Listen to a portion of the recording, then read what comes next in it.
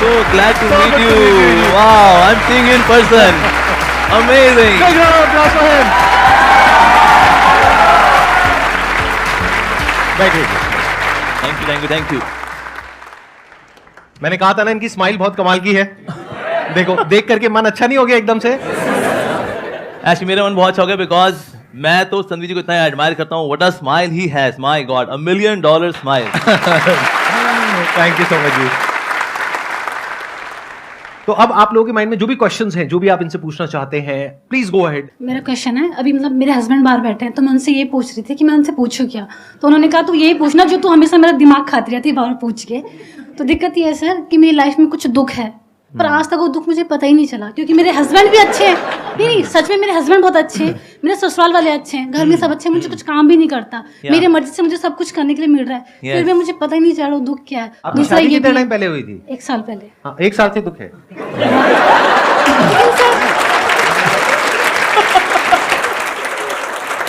Actually, शादी ऐसा नहीं कि शादी की वजह से ही दुख होते हैं. बहुत अच्छे ऐसे भी गृहस्थास हैं, they are very happy in household life. तो एक्चुअली दुख वाला किस वजह से होता है? जैसे फॉर एग्जाम्पल अगर किसी को अगर पिंपल हुआ हो, ठीक है, कोई इसको आगे बुगली बुगली वुश कर दे, बुगली गंदे बदतमीज, पर एक्चुअली उसके बुगली बुगली वुश करने से पेन नहीं है, ये मेरे खुद के पिंपल की वजह से पेन है एक्चुअली, राइट? तो इसलिए हमारा क्योंकि मन ही इतना लो क्लास हो रखा है, इसलिए कोई भी आके हमारी खुशियों को कभी भी छीन सकता है एक्चुअली. तो जब मन के अंदर वायरसेस होते हैं ना, तो आप कुछ भी ढंग का नहीं कर पाते, और कभी और कौन कब आपको दुख दे जाए कुछ नहीं पता. ये औरों की वजह से दुख नहीं है, ये दुख वास्तव में मेरी वजह से है. तो इसलिए हमें अपने मन को चंगा करना पड़ेगा. मेरे पास एक समय एक फैमिली आई थी, उन्होंने बोला कि हमारी बहू है जी बड़ा दुखी रहती है. मैंने कहा क्यों दुखी रहते हो आप? मैंने कहा आपके पति अच्छे नहीं है. नहीं जी बहुत अच्छे पति है मेरे, एकदम देवता स्वरूप मेरे पति हैं. मैंने कहा फिर आपके इन लॉज दुखी करते होंगे. मैंने कहा देखिए इन लॉज होते हैं, माता पिता होते हैं. नहीं बिल्कुल माता पिता ज़्यादा प्यार करते हैं मेरे को, ऐसा मत बोलिए आप. मैंने कहा अच्छा. मैंने कहा ये बच्चे तंग करते होंगे. मैंने कहा बच्चे देखो कलयुग का प्रोडक्ट है सबके सब, ये तो क्या करना है इसलिए. नहीं जी ऐसा मत बोलिए आप, मेरे बच्चे बहुत अच्छे हैं. मैंने कहा अच्छा फिर फाइनेंशियल क्राइसिस रहते होंगे. मैंने कहा देखिए लक्ष्मी तो सिर्फ नारायण के चरणों में ही स्टेबल रहती है, बाकी जगह तो कभी आनी है कभी जानी है. जो राजा है वो रंग है, जो रंग है वो राजा है. नहीं ऐसा नहीं है, बहुत पैसा है हमारे पास, financially I am also fine. मैंने कहा फिर आपकी हेल्थ खराब रहती होगी. मैंने कहा देखिए कलयुग के शरीर हैं ये, घुटनों के दर्द, लोअर बैक पेन. मैंने कहा नहीं ऐसा नहीं है, बहुत तगड़ी हूँ, ऐसे दबा दूँ जान निकाल दूँ किसी की. मैंने कहा अच्छा ये बढ़िया है. मैंने कहा फिर दिक्कत क्या है आपको? ये दिक्कत ये है जी मैं चाहती हूँ हम लोग यूएस में सेटल हो जाए. मेरे हस्बैंड कहते हैं नहीं हम इंडिया में ही रहेंगे. ये सोच के मैं दुखी रहती हूँ. तो ये मन का स्वभाव है. जैसे आपने देखा कभी ना जब सौंफ दांतें फंस जाती है, बार बार जीभ कहाँ जाती है? जहाँ सौंफ फंसी होती है, बाकी दांतों में नहीं घूमती वो. और ये कैसे हम जहाँ दिक्कत है वहीं यही मन है. एक्चुअली मेरा क्वेश्चन ये है कि जैसे कलयुग में तो भक्ति की बहुत ज़्यादा ज़रूरत है, बहुत ज़्यादा, एंड ये मैंने अपने एक्सपीरियंस से बोल रही हूँ. तो मेरा ये है कि अगर जैसे हमें बहुत सारी नेगेटिविटीज़ आती हैं, तो अब क्या होता है कि भक्ति हमें हेल्प करता है कि हम अपनी जो भी हमारी नेगेटिविटीज़ हैं हम उससे तो हम कर लेते हैं, अपना हेल्प कर लेते हैं. बट क्या होता है ना कि समहाउ आप जो दूसरों से आती है आपसे, जैसे कोई एग्जाम्पल कोई पर्सन अगर वो हमारी लाइफ में नेगेटिव है तो हम उससे कैसे लड़ें? क्योंकि हम हमेशा मैंने सुना है कि कहते हैं कि उसे एलिमिनेट कर दो, उसे निकाल दो अपनी लाइफ से, बट आप हमेशा वो भी पॉसिबल नहीं कर पाते हो क्योंकि नहीं हो पाता है. हम हर किसी को लाइफ से नहीं निकाल सकते हो. तो उसमें हमें क्या करना चाहिए? वो तो क्या नेगेटिविटी, ये तो बाहर ही जो सोर्सेज है ना, एक्चुअली हमने ऑलरेडी नेगेटिविटी बहुत इकट्ठी कर रखी है, और मन का स्वभाव नेगेटिव होने का ही है.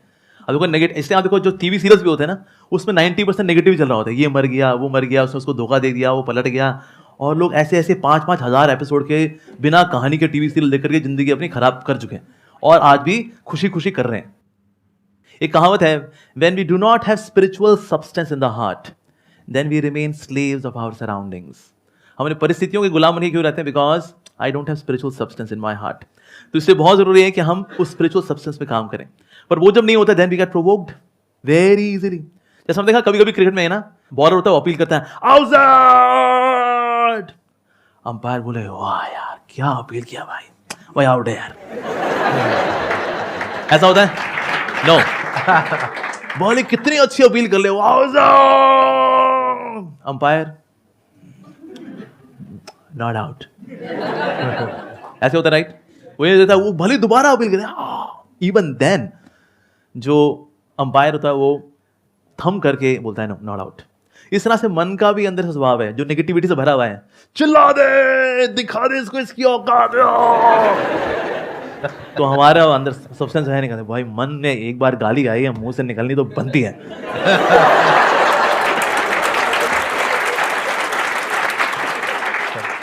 और होता क्या है, when you have that spiritual substance in the heart, ये जो भक्ति से जो मिलने वाला जो सब्सटेंस है, ये इतना कंडेंस्ड होता है एक्चुअली, वो आपको ठहराव देता है कि जब प्रोवोकेशंस आती है, when negative person is inciting you to behave in negatively, Hare Krishna, that's it. देखिए बेसिकली क्या होता है कि हम चाहे उसको भक्ति कहें, चाहे स्पिरिचुअलिटी कहें, चाहे राइट अंडरस्टैंडिंग कहें of the scriptures, but the point is कि जब अंदर से आप स्ट्रांग होते हो, अंदर से आपको स्ट्रेंथ मिलती है, तो दो चीजें होती है। या तो ये जो नेगेटिव लोग होते हैं वो जब आपके पास में आते हैं तो ज्यादा देर तक वो आपके साथ नहीं रह सकते, वो अनकंफर्टेबल होने लग जाएंगे, आप नहीं होगे, वो होने लग जाएंगे, तो वो अपने आप ही दूर हो जाएंगे। लेकिन कई बार लाइफ में ऐसी सिचुएशंस आएंगी जब कोई ऐसे लोग आपको मिलेंगे, वो आपके ऊपर अटैक करने लग जाएंगे, that could be verbally, physically और in any way which is not right. उस वक्त आपको लड़ने की स्ट्रेंथ चाहिए, वो स्ट्रेंथ भी आपको स्पिरिचुअलिटी से मिलेगी। Then you need to have that kind of a frame of mind कि बड़े आराम से ठंडे दिमाग से सोच करके समझ करके फिर आपको लड़ना है। जैसे महाभारत में भगवान कृष्ण ने बोला अर्जुन को लड़ने के लिए, ये थोड़ी कि भागने के लिए। जब लड़ने का मौका आ गया है तो लड़ना भी है। तो ऐसा नहीं है कि there is one solution for all kinds of situations. There are different kinds of people and we need to deal it in a different वे।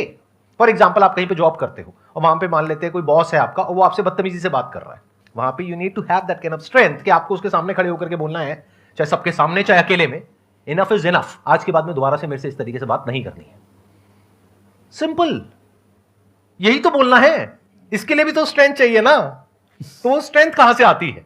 जब हमारे अंदर एक कॉन्फिडेंस होता है कि हां मेरे साथ में या तो कोई है, दैट कुड बी भगवान, शक्ति, या फिर अगर मैं कुछ सही करूंगी तो मेरे साथ में गलत हो कैसे सकता है। हाँ, शॉर्ट टर्म में हो सकता है, लॉन्ग टर्म में हो ही नहीं सकता अगर मेरी नीयत साफ है तो। ठीक है, ठीक है जी।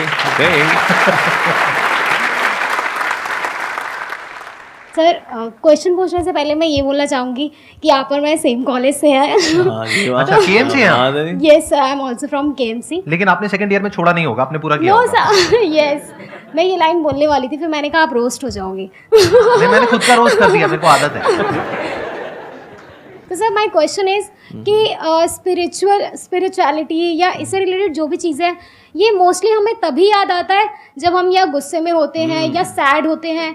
ये चीज़ें जब हम पार्टी कर रहे होते हैं, एंजॉय कर रहे होते हैं, तब हम नहीं सोचते कि क्या है स्पिरिचुअलिटी या हमें मेडिटेशन करना चाहिए। तो सर कैसे हम इसे अपनी लाइफ में इम्प्लीमेंट कर सकें कि या तो हम बहुत खुश हो या बहुत दुखी हो, बट एक बैलेंस रहे, और कैसे हम अपने स्पिरिचुअलिटी की जर्नी को स्टार्ट करें और उसे परस्यू करते रहें। एक्चुअली ना, ये इसमें दो दोष ऐसे आप लोगों का नहीं है, दोष है मीडिया का। मीडिया ने क्या किया, स्पिरिचुअलिटी को बैकवर्ड बताया कि स्पिरिचुअल है क्या तू? अरे भाई ये सब बुढ़ापे में करते हैं यार, क्या यार ये जवानी है दीवानी, कम ऑन प्लीज।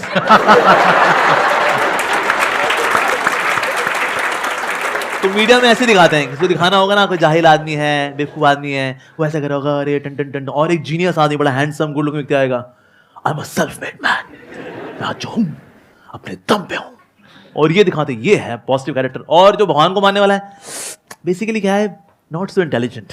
और एक तरह के ये भी एक कंफ्यूजन है कि बुढ़ापे में ही स्पिरिचुअल होते हैं। भाई अभी तो जिम्मेदारियां हैं जी, गृहस्थ हैं हम लोग अस्त हैं, व्यस्त हैं, त्रस्त हैं, चारों खाने पस्त हैं, क्योंकि हम गृहस्थ हैं। अभी थोड़ी ना।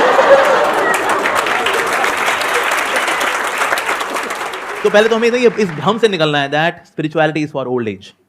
जिन्होंने जवानी में कुछ नहीं किया होता, बुढ़ापे में भी वो ये लगे होते हैं, उसकी देवरानी, उसकी जेठानी, थोड़ा फैमिली पॉलिटिक्स, थोड़ा नेशनल पॉलिटिक्स, इसके अलावा बाकी यहाँ पर डॉक्टर ऑर्थो कैप्सूल। इससे ज्यादा बुजुर्ग व्यक्ति कुछ नहीं कर पाते, इसने स्पेशली जिसने यंग एज में कुछ नहीं किया हुआ। यंग एज में जो करता है वो बुढ़ापे में उसको रेलिश करता है। फिर बिकॉज मेरे 30, 35, 40 साल, I was spiritual, so in old age you relish it. पर कुछ सोचे बुढ़ापे में शुरू करेंगे, शुरू नहीं होता। अच्छा, लेकिन इसको शुरुआत कैसे की जाए, उसको कंटिन्यू वाला कैसे किया जाए? हम कोई भी कार्य अगर करते हैं तो हम संगति में आके करते हैं। From association comes desires. आज लोग जैसे कहीं सिंपल लोग हैं ना, आते हैं गांव से आए या शहर में आए, वो कभी दारू नहीं पीता था, वो तो दूध पीता था। यहाँ पर आया शहर में, भैया इलायची फ्लेवर दूध दे दो भैया, उसके दोस्त होते दूध पीता है, अबे दारू पिया कर Lallu. and then he gradually develops the desire to have wine. Association, संगति, right? तो इसलिए कोई भी कार्य अगर संगति से होता है तो फिर स्पिरिचुअलिटी भी कैसे होगी? संगति से। अब वो जो दारू पीने वाले लोग भी है ना, वो संगति में जो पीते हैं ना, तो उनको दारू का नशा चढ़ता है। संगति। आपने दारू के बारे में इतना बोल दिया, कुछ लोगों के मुंह से लार टपक रही है, मैं देख रहा हूँ। ये पूरा गीला गीला कर दिया उन्होंने यहाँ पे। तो जब दारू का जब नशा चढ़ता है तो संगति में चढ़ता है, तो स्पिरिचुअलिटी का नशा भी कैसे चढ़ेगा? संगति तो करनी ही पड़ेगी। We should have holy association. Actually पहले Indian culture was very simple. पहले लोग खेती बाड़ी करते थे और उसके बाद आएंगे और फिर इकट्ठा होंगे और फिर सबके सब क्या करेंगे? हरि कथा सुनेंगे, राम कथा सुनेंगे और वहां पर संत महात्मा जी हैं, सब सुनते हैं और फिर सबको थोड़ा सा प्रसाद दिया जाता है। दैट वाज इंडियन कल्चर, वैदिक कल्चर एक्चुअली। तो ये कल्चर क्योंकि हमने भुला दिया, इसलिए हमको लगता है वेल अब जब तनाव में होंगे तो भी तो जाएंगे प्रभु के पास। लाइक हमें हमेशा when we are always ready, then we can tackle situations of life very nicely. So prayerful attitude या spirituality should not be emergency wheel, it should be steering wheel. मान लो आपको कोई who is your near and dear, whom you love the most? Mother. ठीक है, मैंने आपकी mother को kidnap कर लिया अगर, ठीक है, और आपके घर मैंने सीसीटीवी कैमरा लगा दिया मैंने कि क्या नाम है आपका? अंजलि। अंजलि। मैंने कहा अंजलि जी आपको लगा मैं एक संत हूं, पर मैं तो डाकू था और मैंने आपकी माँ को किडनैप कर लिया है। अगर आपने रोज आधा घंटा भगवदगीता पढ़ी और आधा घंटा भगवान का नाम लिया तो आपकी माँ को कुछ नहीं होगा, लेकिन जिस दिन ये नहीं हुआ तो सोच लेना फिर। तो आपके पास कोई गप्पबाजी करने के लिए आएगा ना, कहता है अरे बाबा प्लीज जाओ, I am to do this. वो अमोघ लीला प्रभु आए थे संदीप जी के शो में, हमें नहीं पता था उनकी असलियत। मेरी माँ को किडनैप किया उन्होंने, घर पे सीसीटीवी कैमरा लगाया हुआ है, उसको करना है ये अभी। टाइम निकलेगा 100% निकलेगा, because your mother is priority और उनकी वजह से वो spiritual activity will become priority और उसके लिए टाइम निकलेगा ही निकलेगा। उसके बाद कोई बोलेगा अरे नेटफ्लिक्स से पिक्चर आई हुई है लाल सिंह चड्ढा आओ, अरे नहीं भाई नहीं, प्लीज ये CCTV camera, oh no, time निकलेगा, राइट? मेरे माइंड में वैसे एक क्वेश्चन आ रहा है, I am just curious to know, आप प्लीज बताएं। अगर आप बताना चाहें तो दैट्स ओके, अगर नहीं तो कोई बात नहीं। नहीं फील फ्री। तो जब से आप इस बात पे आए जी, उससे पहले जैसे मैंगो पीपल हम सब हैं वैसे ही थे आप, या हमसे थोड़ा अलग थे? मतलब शुरू से ही कुछ अलग थे? नहीं, आई वाज आल्सो नॉवल। मैं आप लोगों से, मैं ऐसा नहीं मैं वीनस या मार्स से यहाँ उतरा हूँ, मैं बिल्कुल मैं मतलब 14 फरवरी को आप भी मतलब पूरा वो एक्चुअली मैं बताता हूँ उसकी वजह इसलिए क्या है। वैसे तो मैं बिल्कुल नॉर्मली था, पर ना मेरी लाइफ में थोड़ा ट्विस्ट ये हुआ कि 14 फरवरी के बाद 15 फरवरी को लोग बहुत काउंसलिंग लेने के लिए आया करते थे। 14 फरवरी को लोग करा लेते हैं जो करना होता है उनको, उसके बाद दिल टूटे हुए जो होते हैं वो 15 फरवरी को आते हैं। So somehow by arrangement of the lord, पता नहीं क्या कहेंगे, I was like love guru, you know love guru. तो टूटे दिल वाले ना आते, यू नो जब किसी से सच्चा प्यार करते तो हमें सच्चा प्यार क्यों नहीं मिलता? और फिर मैं उनकी काउंसलिंग करूंगा, मैंने कहा इट्स ओके यार, ये सब लड़के ऐसे ही होते हैं। ये मतलब इस बात पे आने के बाद या पहले? ना ये पहले की बात है। अच्छा, पहले ही लोग बिफोर स्टार्टिंग में बात मैं ये देखा करता, मैं कहा ये दुखियारी लड़के भी आते हैं, दुखियारी लड़कियां भी आती हैं, ये उनको गबड़गोची करते हैं, ये उनके साथ गबड़गोची। मैं कहा ये मामला यार ये बहुत गड़बड़ है, इसमें कोई प्यार व्यार नहीं है। नोबडी लव्स एनीवन, सब खुद से प्यार करते हैं एक्चुअली। तो ये वैलेंटाइन डे कुछ नहीं होता कि जब तक तुम मेरी इंद्रिय को तृप्त करती रहोगी, आई लव यू, और तुम भी अगर करते रहोगे आई लव यू टू। मैं कहा यार ये तो बहुत गड़बड़ मामला है। सो although I live like a normal human being, पर मैंने खुद को चुना नहीं to become a love Guru giving counselling to टूटे दिल वाले लोग, लेकिन लाइफ समहाउ ऐसे अनफोल्ड हुई। मैं कहा यार ये टूटे दिल वाले लड़कियां भी हैं, टूटे दिल वाले लड़के भी हैं, मैं कहा मामला तो बड़ा खोखला है यार। So I was also like a normal human being, but by God's grace I learn by hearing and observation. मैंने एक चीज़ नोटिस करी कि जो भी लोग इस्कॉन से जुड़े हैं या ये स्पिरिचुअल जर्नी से जुड़े हुए हैं, उनके चेहरे पे आप अगर नोटिस करोगे तो एक अलग तेज है। पहले लगता था वो आर्टिफिशियल स्माइल है, लेकिन अब लगता है ये इनर स्माइल है। तो ये कोई ऐसा नहीं है मैन मेड है या कुछ वो दिखाने के लिए करते हैं। तो अब जैसे मैं जॉब में हूँ, तो प्रॉब्लम क्या होती है, जैसे रात को हम लोग अपना काम खत्म किया उसके बाद सो गए, तो सुबह मॉर्निंग होते ही या पूरी रात में यही टेंशन रहती है कि कल अपने को ये काम करना है। तो उस चीज़ को लेके कहीं ये चीज़ मेंटेन नहीं हो पाती चेहरे पे, या नॉर्मल लाइफ में भी पूरी टेंशन रहती है हर टाइम पे। तो वो कैसे मैनेज करें या उस चीज़ को कैसे डील करें, ये एक मेन क्वेश्चन है मेरा। कुछ चीज़ें हैं जो आपके वश में हैं और कुछ चीज़ें हैं जो आपके वश में नहीं है।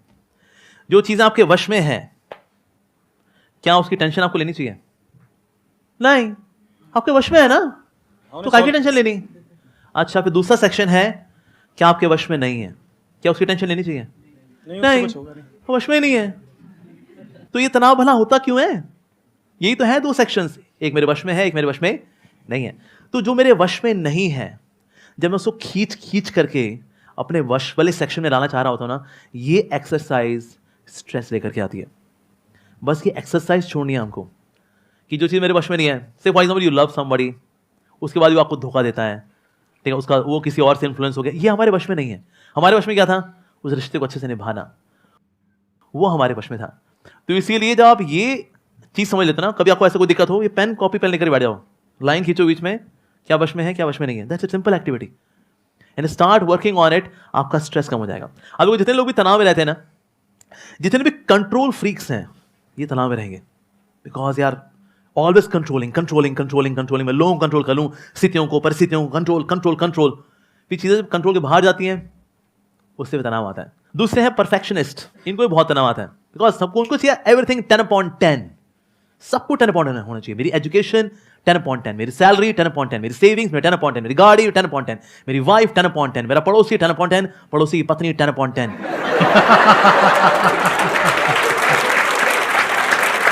एक मिनट मैं बीच में रोकूंगा। सब कुछ। सर ऐसे जोक्स कहाँ से आते हैं? मतलब हम लोग ऐसी जोक्स मारे समझ आता है, बट आपके अंदर ये जोक्स आते कहाँ से हैं? ये मैं मेरे वैसे ही फैक्शन समझ डिफेक्ट है। ऑब्जर्वेशन है ना? आपके पास में जो लोग आते हैं अपने that's दुख लेकर के, तो वहां पे आप उनको ऑब्जर्व कर लेते हैं। बढ़िया, बताइए। सो ये सेकंड क्लास, इनको तनाव होता ही होता है, यू नो, परफेक्शनिस्ट। तीसरे है एंजॉयमेंट मैनिएक्स, जिनको हर चीज में मजा चाहिए। जो करेंगे ना यार, मजा करेंगे यार। नौकरी करूंगा ना, मजा होगा। मैं शादी करूंगा ना, मजा के लिए, मैं सब कुछ मजे के लिए करता हूँ। मजा मजा मजा मजा। जब मजा नहीं होता, बे यार फूक गई हमारी जिंदगी।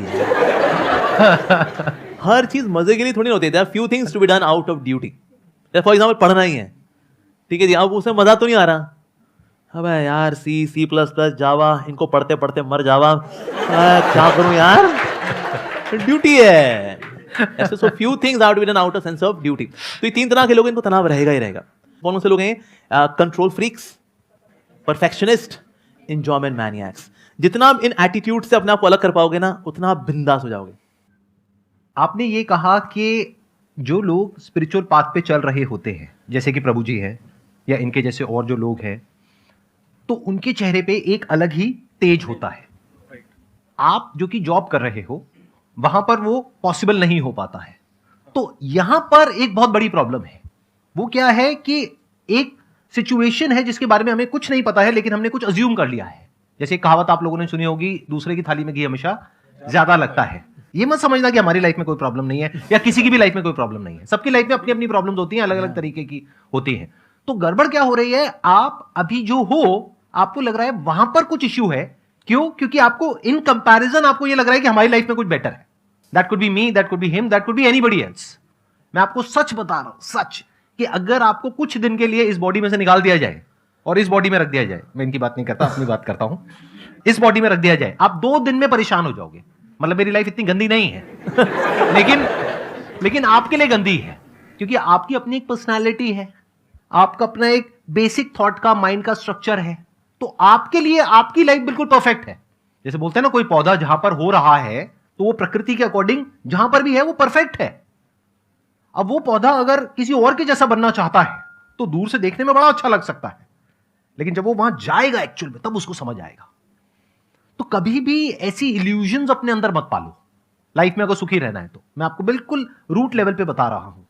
हम सबके अंदर कुछ इल्यूजन्स हैं, हम सबके अंदर माइंड में कुछ आइडल्स हैं कि अरे वो है, वो है, वो है, वो है, वो है, उसकी लाइफ तो बहुत बढ़िया है, वो तो अंदर से बहुत ऐसा है, वो तो ऐसा है, वो तो वैसा है, वो तो, अरे मैं तो ऐसा हूं, मैं तो वैसा हूं।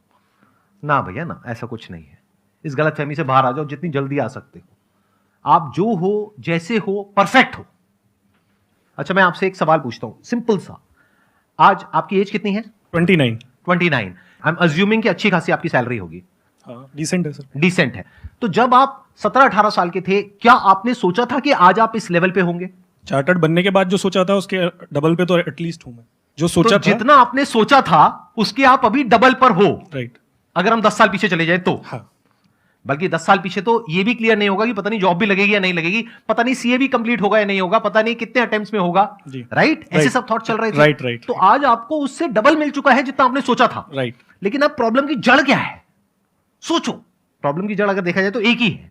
If you start comparing yourself with someone else, that could be anyone. That could be a guru, that could be an idol, that could be a person, that could be your friend, your relative.